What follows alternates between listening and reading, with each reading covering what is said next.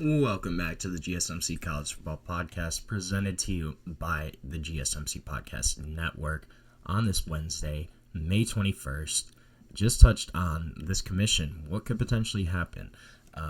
But a couple of guys that will be out of college by that time in 2028 are some of the guys that I'm going to talk about now in potential players who could make the Olympic flag football roster in 2028 for the USA.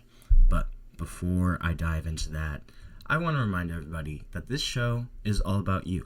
We love hearing from you. We love hearing your comments, your questions, your opinions, your hot takes, your insights, whatever you got.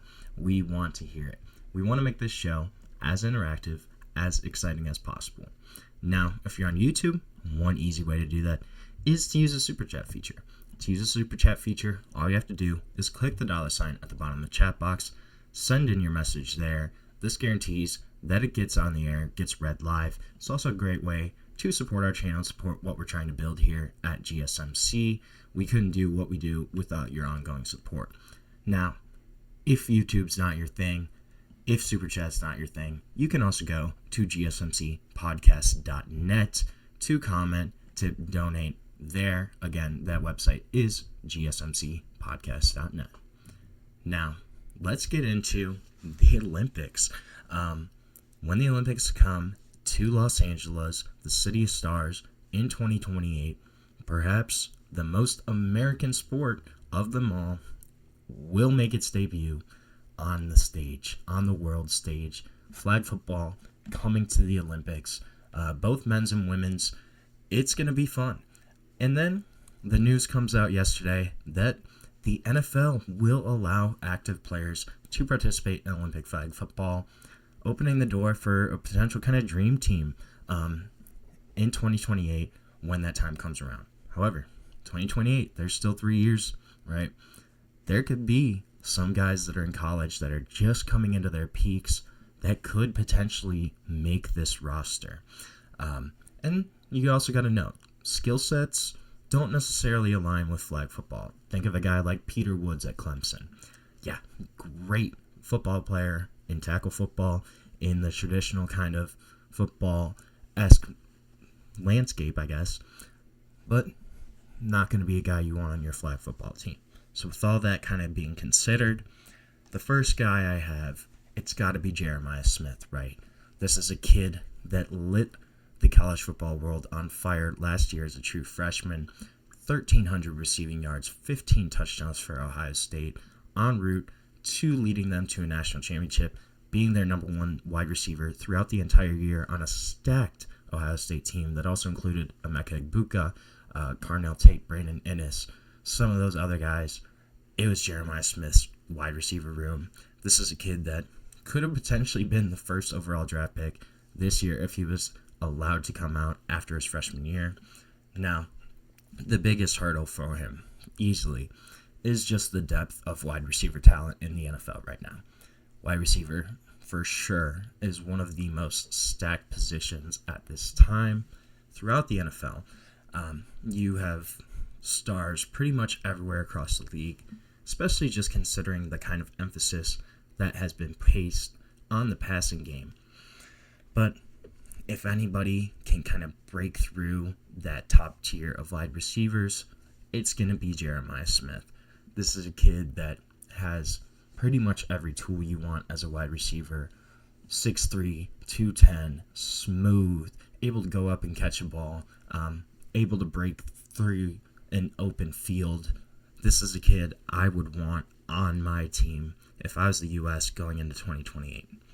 Another guy on defense I think would be kind of interesting is Harold Perkins, LSU. Could this be like the perfect football role for Harold Perkins? In college, he's kind of struggled to play his natural position of pass rusher. This is a pure rusher, right? But he's a smaller guy, doesn't have a huge frame, kind of gets pushed around in the SEC at times. If you put that in the flag football universe, that is much less of a concern. This is a guy that he's able to start off the ball, that gives a lot of extra benefit to speed, agility, and rushers have to be able to kind of respond to potential running plays to dropping back in coverage.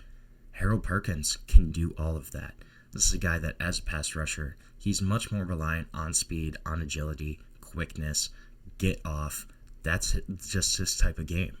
Then he's spent the past 2 years refining both his run stopping potential and his dropping back into coverage. If you put him in a flag football defense, let him kind of be an Army Swiss knife, just roam around, affect the game in a lot of different ways. This is a kid that I think would do really well in that type of structure. Has all the physical tools, has shown glimpses of his star potential. I think if he puts that all together, especially if you give him a couple years of seasoning, you give him this year at LSU where I think he's gonna do really great. Then you give him a couple years in the NFL to kind of hone in on all of those well-rounded traits. This is a guy that can easily have an impact for you on defense. Have him roam around, be one of your pass rushers, but he can do a lot of different things on defense. Harold Perkins is a guy that I would certainly consider for this roster. Another guy, a teammate of Jeremiah Smith, is Caleb Downs. Now, Caleb Downs, he had an argument as the best safety in America as a freshman at Alabama, then transfers to Ohio State, All-American year, leader of that defense, showcases what makes him so special as a safety, and now heading into 2025 as perhaps the best defender in college football, regardless of position. This guy is an absolute stud. 189 tackles, 12 tackles for loss, 10 passes defended, 4 interceptions in the past 2 years, including just a dominant performance at the back end of that Ohio State defense last year in 2024. Additionally, flag football rosters are small, right? They only have 10 spots. So if you can potentially play 2 ways, that makes you much more valuable. Caleb Downs can do that. This is a kid that was an awesome player on offense in high school. 20 rushing touchdowns on only 57 carries as a senior for a state championship winning team. This is a guy that also campaigned for running back snaps during Ohio State's run to the national title last year. So clearly would be open to playing on offense. A guy that is just an explosive athlete, has a ton of potential there, and could you throw him in the backfield too at running back on certain plays? But when you look at him on defense, a guy that can do everything you want out of a defender. Long, lanky, athletic, can run across the entire field, super aware safety, a guy that you can stick on the back end there in a flag football game, and he can just wreak havoc in that defensive backfield. He would be on my team. I'm telling you, this kid, he's just too good of an athlete, just too good of a football player, would be able to make that transition really easily to the flag game, I think. Caleb Downs would certainly be on my roster. Another guy that I think kind of under the radar, but when you look at running backs, that's a kind of a concern. I don't know. I wouldn't say concern, kind of a question mark. Would you put a wide receiver at running back just because of the pass potential there, or would you keep a running back? Now, if you would keep a running back, I think one of the guys that would fill that would be Desmond Reed, Pittsburgh.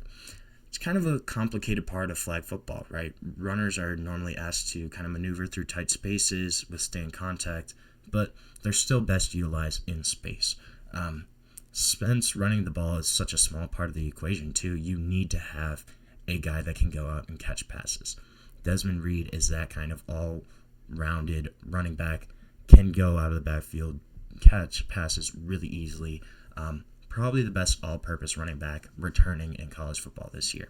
This was a guy that was electric last year, had almost 1,000 rushing yards, 966 on the ground, then also had 579 yards receiving, 9 total touchdowns, 52 receptions, including 3 100-yard receiving games, all against power conference competition, so it wasn't like they were playing, Youngstown State week 1.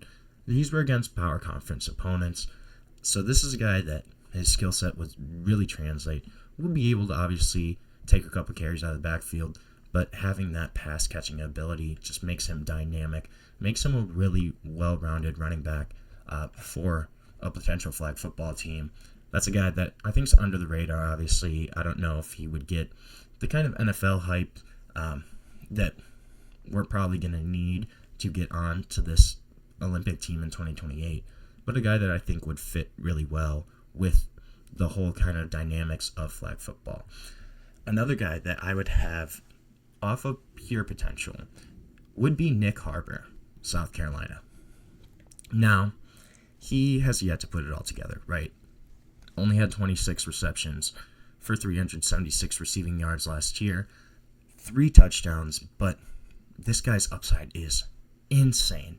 5-star prospect as an athlete, a guy that was a tight end, has now transitioned to more of a wide receiver, but he's 6'5", he's 235, has really great body control.